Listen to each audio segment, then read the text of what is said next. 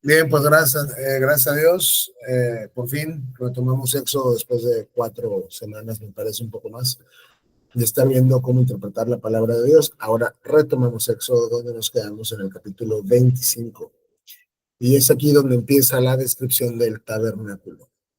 El tabernáculo era una edificación temporal, no fija, que se transportaba y se movía, como que se armaba y se desarmaba, donde Dios residía en medio de su pueblo. Todas las tribus de Israel acampaban alrededor del tabernáculo, y el tabernáculo representaba la presencia de Dios dentro del pueblo de Israel. Entonces, no vamos a estar viendo todos los materiales, medidas, instrucciones de armado, porque eso ustedes lo pueden ver en su casa o leer en su tiempo.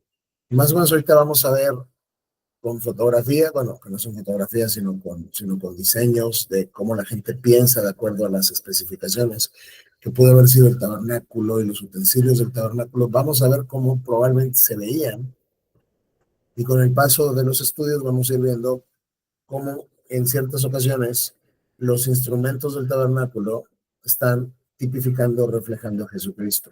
Porque sí vamos a encontrar a Cristo, como ya lo vimos, donde sí está Cristo, pero no lo vamos a encontrar donde en realidad no está.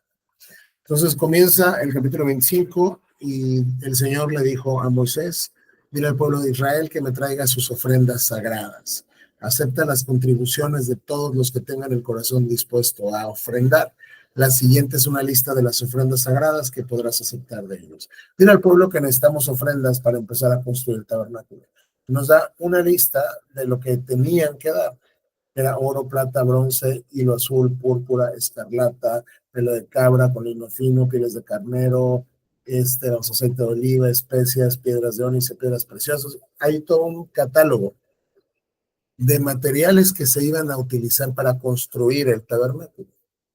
Ahora, es importante señalar que cuando Dios está pidiendo materiales para construir el tabernáculo y materiales después con David y Salomón para construir el templo, el pueblo da de manera voluntaria ofrendando. La ofrenda es diferente que el diezmo. ¿Okay? Para los judíos el diezmo es su impuesto. Es el impuesto que pagan al Estado teocrático, que va a los sacerdotes para que la teocracia siga funcionando.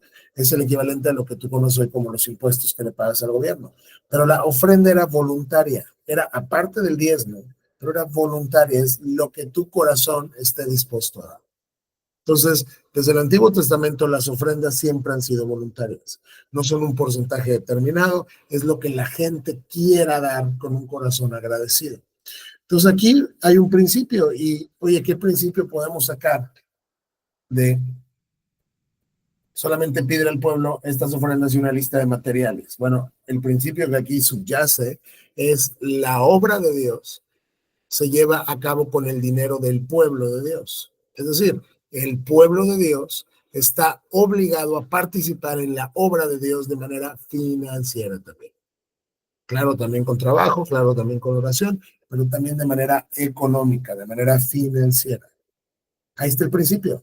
El tabernáculo, que es lo que va a representar la morada de Dios en medio del pueblo, se tiene que hacer con las ofrendas del pueblo. ¿Ok?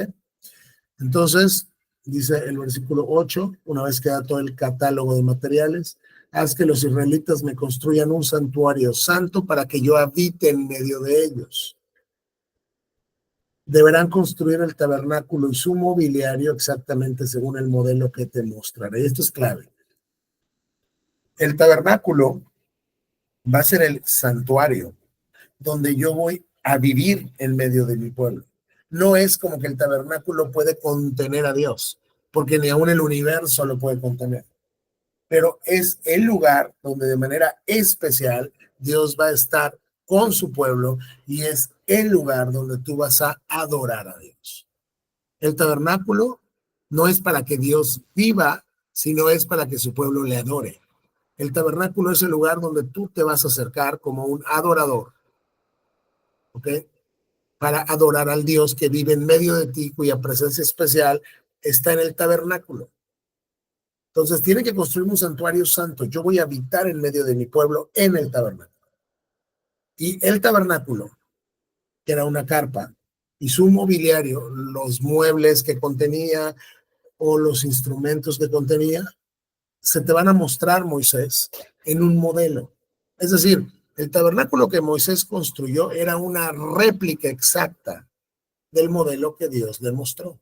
No es como que él echó a volar su imaginación y les dijo, pues háganlo como entiendan o como les parezca mejor, sino Dios le presentó un plano. Dios le dio medidas, Dios le dio materiales. Digo, y no las vamos a leer, pero ustedes pueden leer las instrucciones y Dios es muy preciso en cuánto mide esto, de qué material es, luego esto de qué material es, qué vas a hacer aquí, qué vas a hacer allá.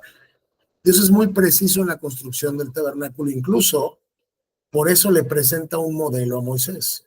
Esto nos muestra otro principio eterno para los cristianos de todos los siglos. Ya vimos uno, la obra de Dios se hace con el apoyo del pueblo de Dios. El pueblo de Dios participa financieramente en la extensión de la obra de Dios. Y aquí hay un segundo principio, es Dios no quiere ser adorado como a ti se te ocurra, ni como a ti se te pegue la gana.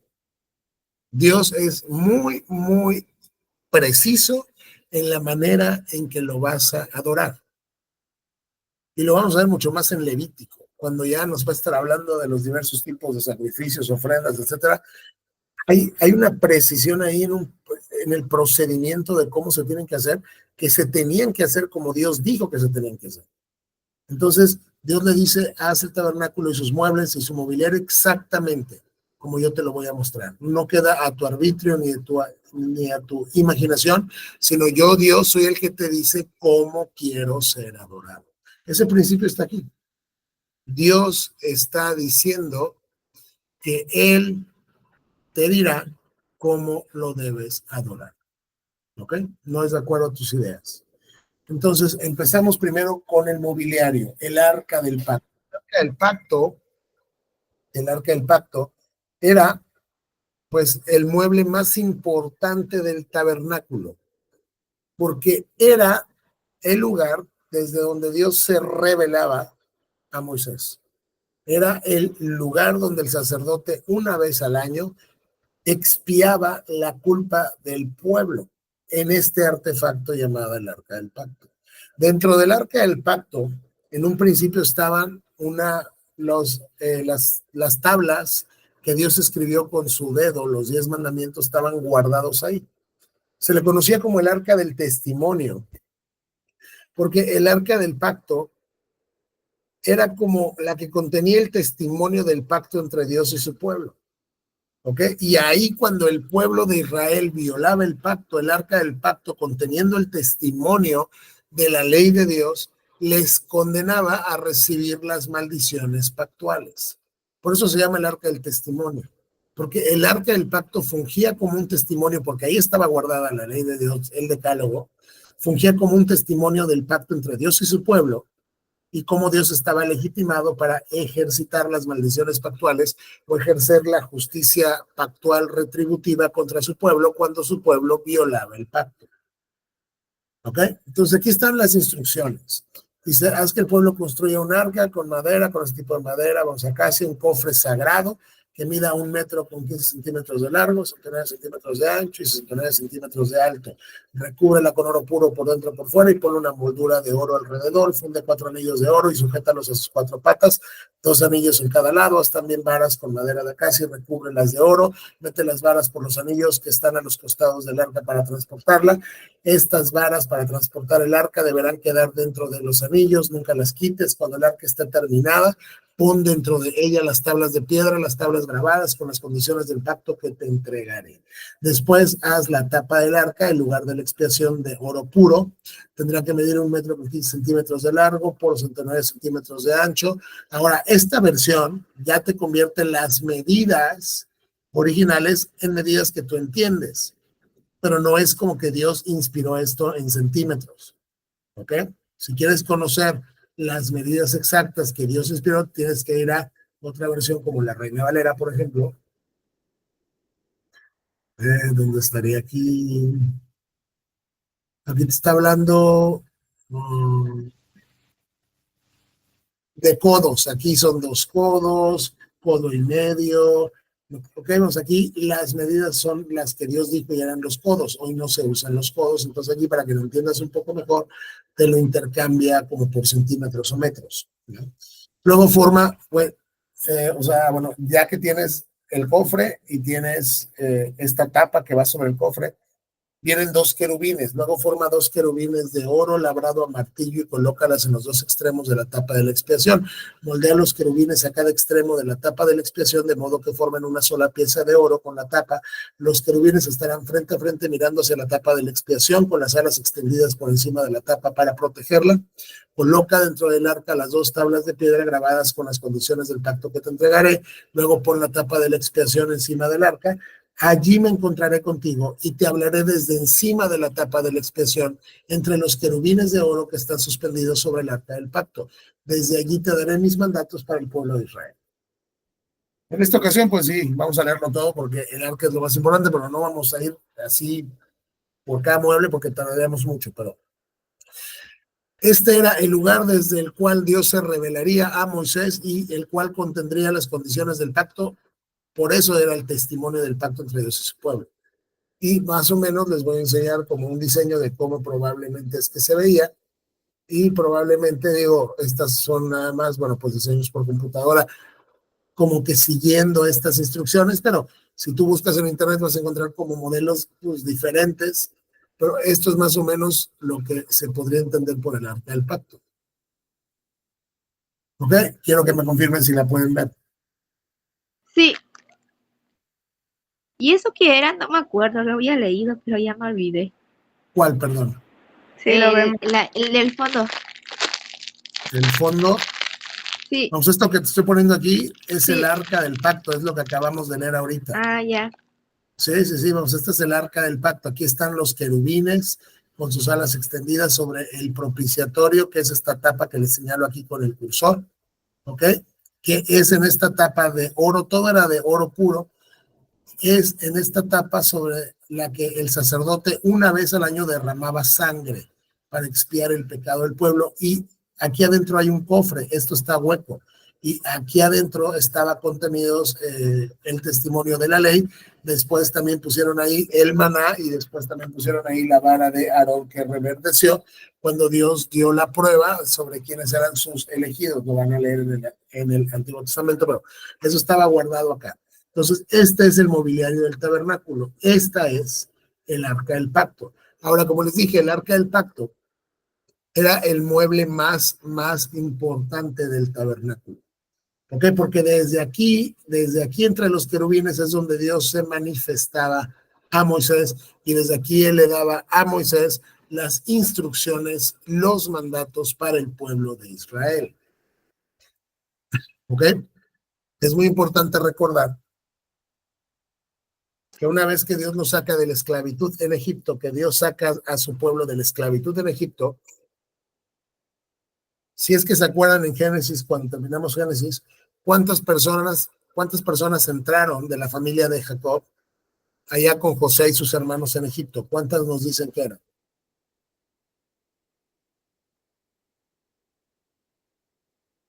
¿Alguien se acuerda cuántas personas entraron en Egipto allá cuando José y sus hermanos, bueno, ya saben que él es José y llegan con su papá, y llegan con sus familias? ¿Cuántas personas entraron? Ay, no sé, ya me olvidé. Ok, aquí vamos en mi casa, ¿sabe alguien? Pues eran los 12 hijos y el papá. Ajá, pero bueno, con sus familias y todo, con sus esposas, sus hijos. Dice más o menos, si no mal recuerdo, que eran como 70 personas. ¿Ok? Eran 70. Ahora, cuando salen del Éxodo, ya son más de 2 millones. Dios en 400 años convirtió 70 personas en 2 millones. Entonces ahí ya Dios se formó un pueblo, porque toda nación tiene un pueblo, tiene una población. Incluso hoy en ciencia política, cuando estás viendo los elementos del Estado, uno de los elementos del Estado es la población. O sea, si no tienes un pueblo, no tienes un país. Entonces Dios está formándose un pueblo, ya multiplicó de 70 personas a 2 millones, ya tiene un pueblo, lo saca de la cautividad, los lleva al monte Sinaí y les da su ley. Y también cuando estás formando un Estado, uno de los elementos que el Estado tiene es la ley, es la soberanía. Digo, es decir, es la ley que gobierna el pueblo. Ya tienes un pueblo, lo que Dios necesitaba ahora era una ley que gobernara a su pueblo.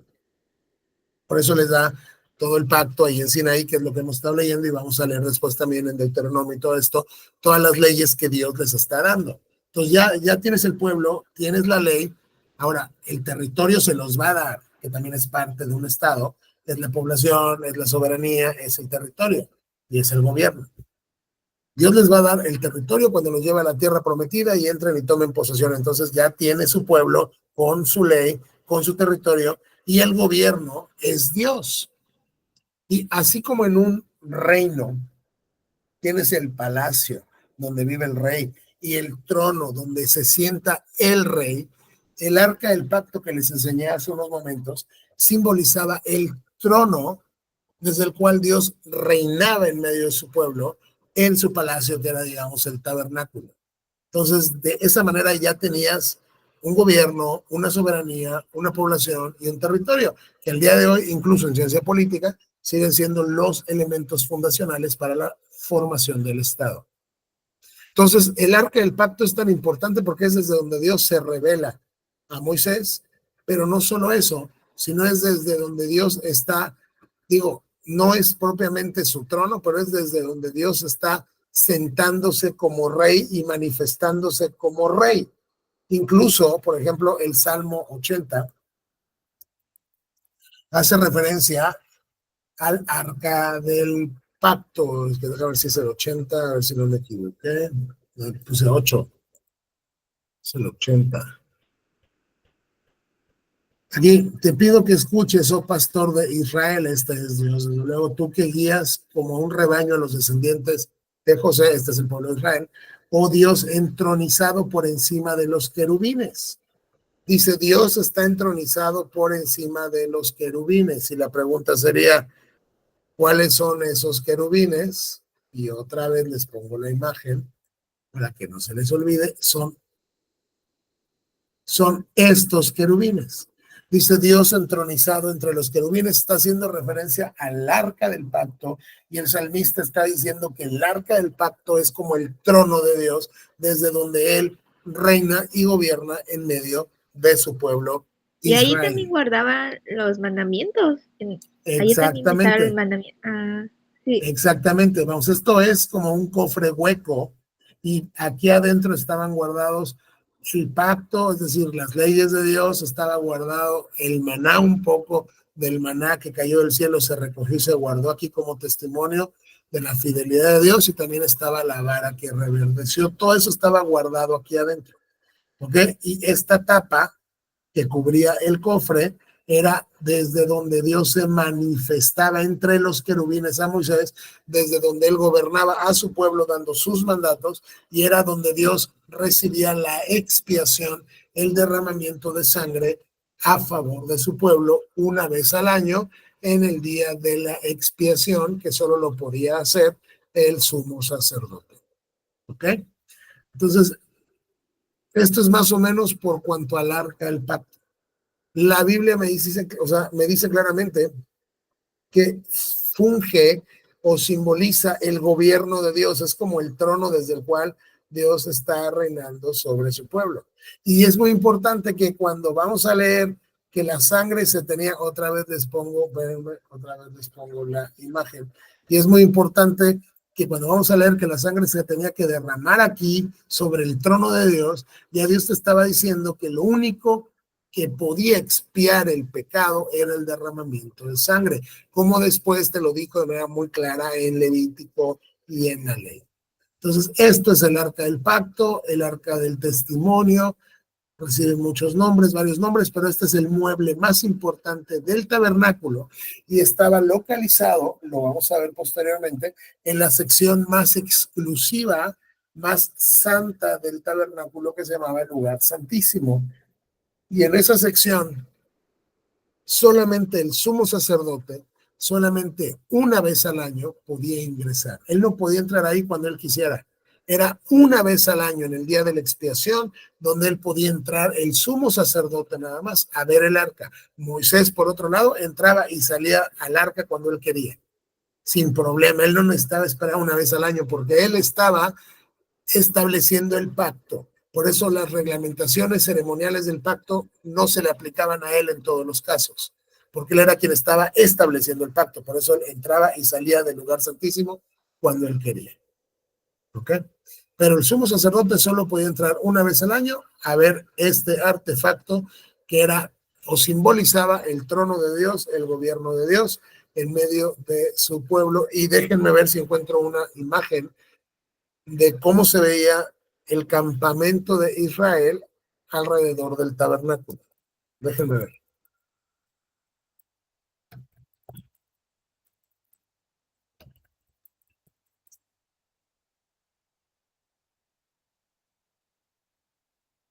Aquí les voy a poner lo que lo vamos a leer también en la ley. Es una buena imagen, un momentito.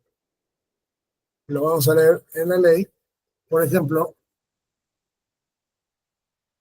cómo se distribuían las tribus alrededor del tabernáculo. Entonces aquí tienes el tabernáculo, ¿ok? Que era la carpa que vamos a ver, y aquí dentro del tabernáculo estaban sus secciones, todo esto. Y aquí estaba donde estaban los levitas, donde estaban sus, o sea, como sus familias, sus tribus. Los más cercanos al tabernáculo eran los levitas. Estaban primero los sacerdotes, luego los demás de la familia de Leví, y después venían las 12 tribus exactamente así. Tenían que ir así porque Dios dijo quiénes iban al sur, quiénes iban al norte, quiénes iban al este, quiénes iban al oeste. Y así se tenían que formar cuando acampaban. Entonces el tabernáculo quedaba en el centro, luego los levitas, que era la clase sacerdotal y de ayudantes de los sacerdotes, y luego las demás tribus exactamente con esta distribución que Dios estableció, cada una donde iban. Y también cuando se desarmaba el tabernáculo, Dios estableció el orden, qué tribu salía primero, qué tribu salía después, luego el tabernáculo, luego otra tribu. O sea, Dios tenía todo tan normado que ellos no tenían que como que decir, a ver, ¿cómo vamos a marchar ahora? ¿Quién va a salir primero? Ellos ya sabían, primero sale esta tribu, luego sale esta tribu, luego sale levitas, luego sale esta tribu, porque Dios ya lo había dicho, y cuando lleguen allá van llegando en ese orden y van armando el nuevo tabernáculo allá, porque lo quitaban, lo desarmaban, lo transportaban y lo armaban donde llegaban después. Y esta es una, pues no es una foto porque no hay fotografías, pero es una imagen de cómo se podría haber visto, digamos, la vida en, en ese tiempo. Y pues aquí pueden ver, por ejemplo, el tabernáculo, que es toda esta zona, esto es el atrio. Vamos a ver después otros diseños más claros. Aquí estamos, el lugar santo, y hasta acá el santísimo dentro de esta carpa que está interior. Este es el altar de bronce, vamos el lavacro, vamos a ver varias cosas. Pero este es el tabernáculo y alrededor está el pueblo acampando. Entonces, el tabernáculo era central en la vida de Israel, y el tabernáculo era central en la adoración de Israel. Y otra vez, el lugar más santo, el lugar santísimo donde estaba el arca del pacto, era el lugar desde el cual Dios gobernaba y era como su trono, y estaba entronizado entre los querubines. ¿Ok? ¿Hasta acá tienen alguna pregunta? No, ¿Acá en mi casa tienen alguna pregunta? No, Ok, entonces estamos en Éxodo. no, sí, sí, sí, A una ver, ¿cuál? pregunta. ¿Cuál? ¿Cuántos tiempos se duraban hacer el templo? ¿Cuánto tiempo tardaron en hacer Ajá, el templo? tardaron. Sí, Ok, vamos, en este momento te voy a ser franco, no me acuerdo si la Biblia da la cantidad de años, si la da, ya la olvidé, pero lo vamos a ver cuando lleguemos a esa parte. Pero vamos, eso ya es en la monarquía. En este momento o sea, es apenas la formación del pueblo de Israel. El tabernáculo es el precursor del templo. El tabernáculo no es el templo todavía. El templo ya va a ser permanente. El templo ya va a ser una construcción de piedra, de cemento, o sea, ya no se mueve. El tabernáculo, como están todavía sin entrar en la tierra prometida,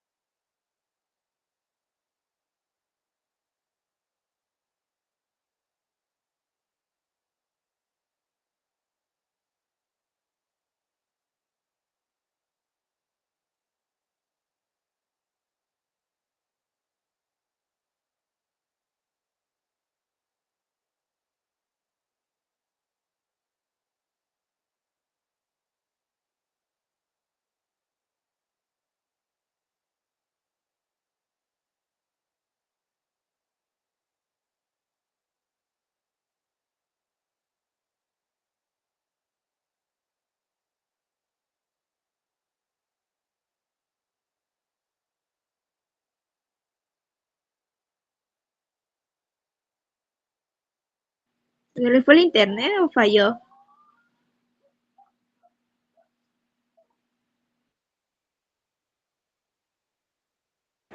Se nos fue la luz, pero ya. Vale.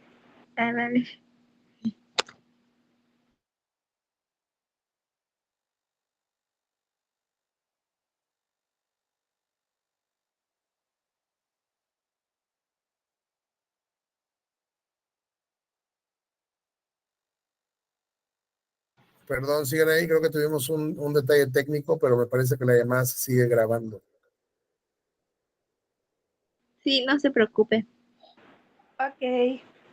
Ok, entonces vamos a continuar rapidísimo. Aquí en el video pues va a haber una interrupción en el video grabado, pero bueno.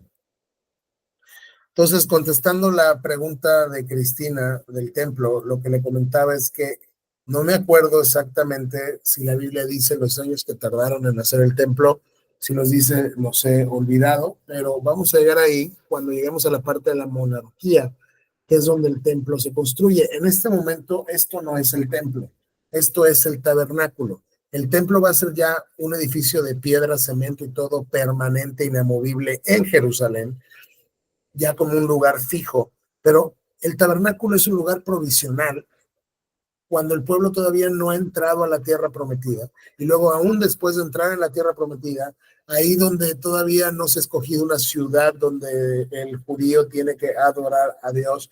Y en todo ese peregrinaje, en todo ese tiempo, el tabernáculo va a estar cambiando el lugar.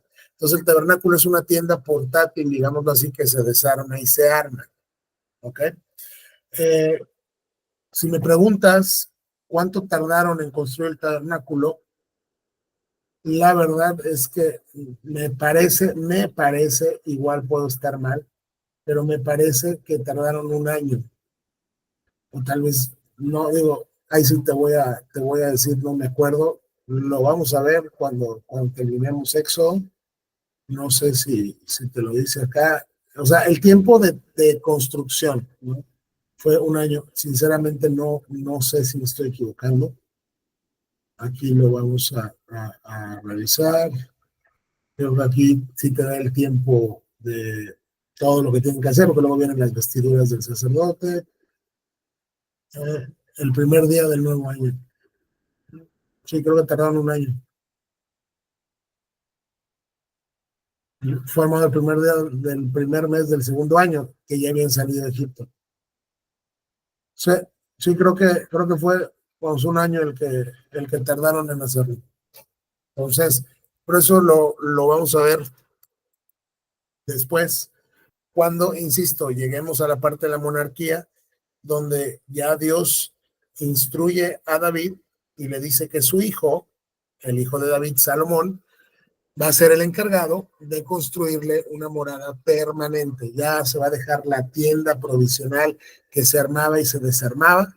Y lo que va a pasar ahora es que Dios va a tener un lugar permanente que, insisto, no es como que lo contenga y todo lo que es Dios esté ahí, sino es el lugar desde el cual Dios gobierna a su pueblo y ese lugar desde el cual, vamos, aparte de simbolizar el gobierno de Dios, simboliza el lugar donde Dios puede ser adorado, porque era pecado una vez que Dios escoge una ciudad en Israel y un lugar específico en Israel, era pecado que lo adoraras en otro lugar que no fuera ahí.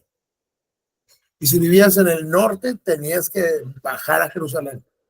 O sea, tú tenías que adorar a Dios en el lugar que Él estableció y de la manera que Él estableció. Si algo nos sirve, hay veces que la gente pregunta, oye, ¿por qué Éxodo aquí, por ejemplo, 25 y los capítulos que siguen van a ser muy precisos y nos van a hablar de medidas, de procedimientos de cocido, de cómo va a ir esto, de qué vas a poner primero, qué pones después, de centímetros? ¿Por qué tanta precisión? Eso te habla mucho del carácter de Dios. Es decir, Dios pone mucho peso a su adoración y Dios no la deja a tu imaginación. Él te prescribe exactamente cómo es que Él quiere ser adorado. Y por eso es que solo adoramos a Dios de la manera que Él quiere ser adorado y no por medio de nuestras imaginaciones o nuestro ingenio o nuestra creatividad. Porque Dios sí nos dijo cómo hay que adorarlo y es muy preciso cuando habla del tema. Entonces, lo que vimos en este momento terminamos de ver fue el arca del pacto, ¿ok? Que era la parte más importante del tabernáculo. Ahora, la mesa. Luego es una mesa también con madera de acacia y nos da las medidas con 92 centímetros de largo, 46 centímetros de ancho y 69 centímetros de alto. Recúbrela de oro puro y pone una moldura de oro alrededor del borde. Adórnala con un reborde de 8 centímetros de ancho y pone una moldura de oro alrededor del reborde. Haz 4 anillos de oro para la mesa y sujétalos en las 4 esquinas junto a las 4 patas. Sujeta los anillos cerca del reborde para sostener las varas que se usan para transportar la mesa. Haz estas varas con madera de acacia, recúbrelas de oro, haz recipientes especiales de oro puro para la mesa, tazones, cacerolas, jarras y frascos, los cuales usarán al derramar las ofrendas líquidas. Coloca sobre la mesa el pan de la presencia para que esté siempre delante de mí.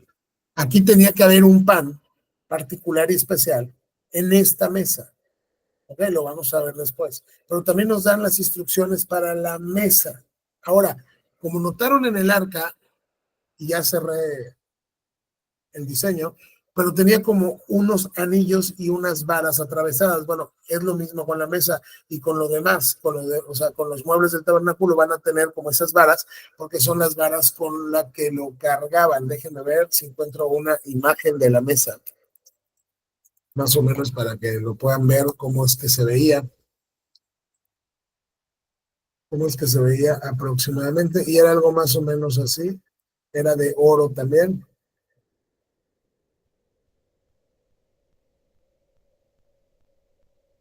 Un momentito.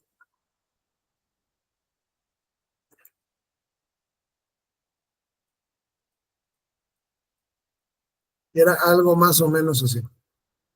Era como esto. Una mesa de oro con sus anillos, con las varas para cargarla, y aquí estaban los panes que tenían que estar puestos siempre en esta mesa.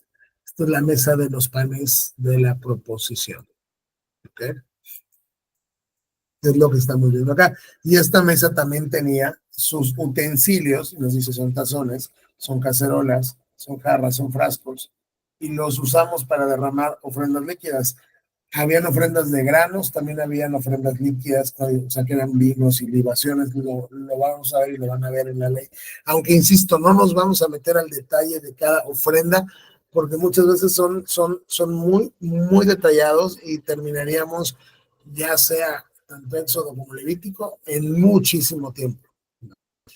Lo único que quiero que vean es que ese afán de Dios de ser tan preciso, otra vez repito esto, nos dice mucho de la manera en la cual él ve su adoración. Es decir, la adoración de Dios está prescrita por Dios, está prescrita de manera muy precisa. Luego, el candelabro. Ya nos está diciendo el mobiliario del tabernáculo. Primero está el arca del pacto, la mesa de los panes, luego el candelabro. Haz un candelabro de oro puro labrado a martillo. Todo el candelabro y sus decoraciones serán de una sola pieza, la base, el tronco, las copas para las lámparas, los capullos y los pétalos. Hazlo con 6 ramas que salgan del tronco, 3 a cada lado. Cada una de las 6 ramas tendrán 3 copas para las lámparas en forma de flor de almendro con capullos y pétalos. Trabaja artesanalmente el tronco del candelabro con 4 copas para las lámparas en forma de flor de almendro con capullos y pétalos. También habrá un brote de almendro debajo de cada par de ramas, donde las 6 ramas salen del tronco. Los brotes de almendro y las ramas deben ser de una sola pieza con el tronco y de oro puro labrado a martillo. Luego haz las 7 lámparas para el candelabro y acomódalas de tal manera que reflejen la luz hacia adelante. Las despabiladeras de las lámparas y las bandejas también serán de oro puro. Necesitarás 34 kilos de oro puro para formar el candelabro y sus accesorios. Asegúrate de hacer todo según el modelo que te mostré aquí en la montaña. Dios también le mostró un modelo, como les dije, del tabernáculo y de su mobiliario. Y era como lo tenía que hacer, y las instrucciones son muy precisas. Y nada más como un dato histórico también de oro puro. 34 kilos de oro puro a precios de la onza, digamos, de oro del día de hoy. Ahorita les digo más o menos cuál sería el valor de hoy del candelabro.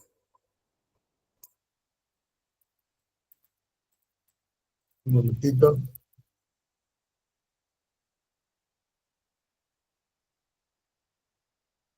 Un momentito.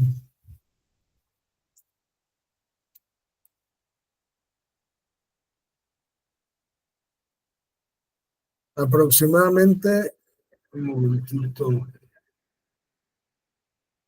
Es que sí les quiero comentar esto porque sí es importante. Aquí está. De onzas a kilogramos.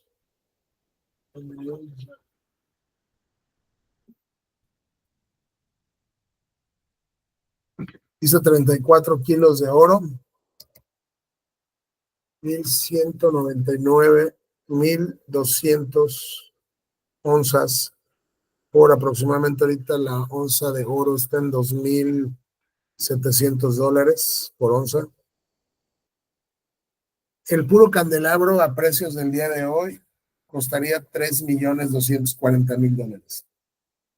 Solamente el candelabro, ¿no? Por la cantidad de oro que tenía para su preparación. Ahora, déjenme buscarles un diseño para ver si más o menos pueden ver, porque nos habla de pétalos y nos habla del diseño tal cual, y déjenme ver si puedo ver aquí uno que refleja esto más o menos.